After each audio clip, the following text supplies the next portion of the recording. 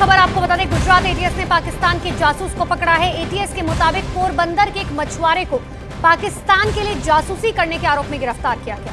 पकड़े गए आरोपी का नाम जतिन चरणिया बताया गया। एटीएस के मुताबिक आरोपी पाकिस्तान से संचालित social media account Advika Prince पर जानकारी भेज रहा था, जिसके सबूत एटीएस की टीम ने इकट्ठा किए और इसी के आधार पर आरोपी पाकिस्तान जासूस को गिरफ्तार कर लिया।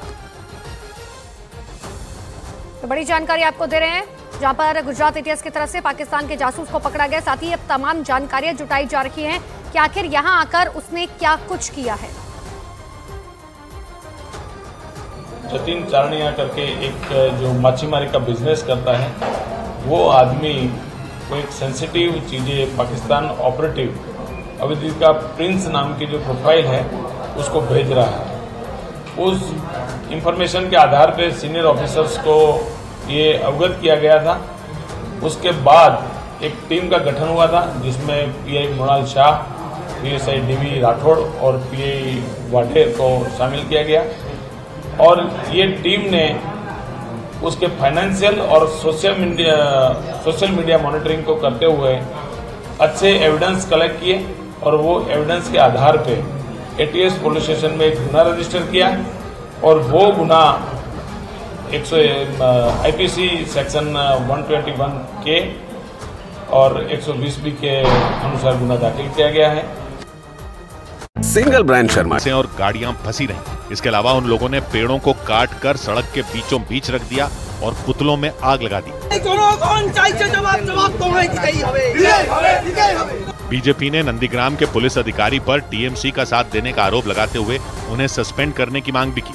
इसके विरोध में बीजेपी के कई कार्यकर्ता पुलिस स्टेशनों के बाहर प्रदर्शन करते हुए दिखाई दिए, लेकिन टीएमसी ने बीजेपी के इन आरोपों को नकार दिया। बीजेपी का दावा है कि नंदीग्राम लोकसभा सीट पर वो बड़े अंतर से जीत दर्ज करेगी और इसी वजह से टीएमसी ने वहां के लोगों को डराने और धमकाने के इरादे से नंदीग्राम के उन बीजेपी कार्यकर्ताओं पर जानलेवा हमला किया और वहां माहौल बिगाड़ने की साजिश रची। नंदीग्राम के बीजेपी कार्यकर्ताओं के मुताबिक टीएमसी के इशारे पर ही नंदीग्राम में उनके साथियों पर हमला किया गया। तृणमूल सरकार এই অত্যাচার নন্দীগ্রামের ওপর করছে। हालांकि टीएमसी ने इसे बीजेपी की अंदरूनी लड़ाई का नतीजा बताया और ये दावा किया कि जब से बंगाल में शुवेंदु अधिकारी बीजेपी का चेहरा बने, बीजेपी के पुराने नेताओं और उनके बीच खटास आ गई। टीएमसी नेताओं ने आरोप लगाया कि इसी आपसी खींचतान की वजह से नंदीग्राम में हमला हुआ, जिसका ठीकरा बीजेपी ने उन पर फोड़ने की कोशिश की। সেই সোনাচূড়া অঞ্চলে তৃণমূল কংগ্রেসের নেই, সেটা হচ্ছে বিজেপির অঞ্চল।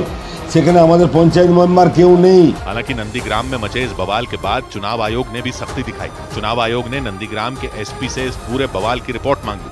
उधर बेंगलुरु के 3 5 स्टार होटल को बम से उड़ाने की धमकी मिलने के बाद हड़कंप मच गया। दिल्ली और अहमदाबाद के बाद बेंगलुरु के 3 5 स्टार होटल को बम से उड़ाने की धमकी मिली। ये धमकी एक ईमेल के जरिए दी गई। इसके बाद पुलिस ने इन तीनों होटल के चप्पे चप्पे की तलाशी ली। एक रोज पहले दिल्ली के नॉर्थ ब्लॉक, जहां केंद्रीय गृह मंत्रालय का दफ्तर है, उसे बम से उड़ाने की धमकी मिली थी, जो महज एक अफवाह निकली थी। दिल्ली के लेडी श्रीराम कॉलेज को एक ईमेल के जरिए बम से उड़ाने की धमकी दी गई। इसके बाद आनंद फानंद में उस कॉलेज को खाली करवाया गया। इससे पहले भी दिल्ली के कई इलाकों में इसी तरह की धमकियां मिल चुकी हैं। पंजाब के पूर्व मुख्यमंत्री और जालंधर लोकसभा सीट से कांग्रेस उम्मीदवार चरणजीत सिंह चन्नी के विवादास्पद बयान पर चुनाव आयोग ने ऐतराज जताते हुए उन्हें कड़ी चेतावनी दी। उन पर जम्मू कश्मीर के पुंछ में हुए आतंकी हमले को लेकर विवादास्पद बयान देने का आरोप लगा था। इधर उत्तराखंड के ऋषिकेश में एम्स की एक डॉक्टर ने सर्जरी के दौरान छेड़खानी का आरोप लगा दिया। इसके बाद अस्पताल के डॉक्टरों ने वहां हंगामा कर दिया। लेकिन हैरानी की बात तरफ यह रही कि जब छेड़खानी के आरोपी को पकड़ने के लिए पुलिस अपनी गाड़ी लेकर अस्पताल के वार्ड में ही घुस गई। आरोप लगा कि डॉक्टर से एक नर्सिंग अधिकारी ने छेड़खानी की। इसके बाद विवाद बढ़ गया।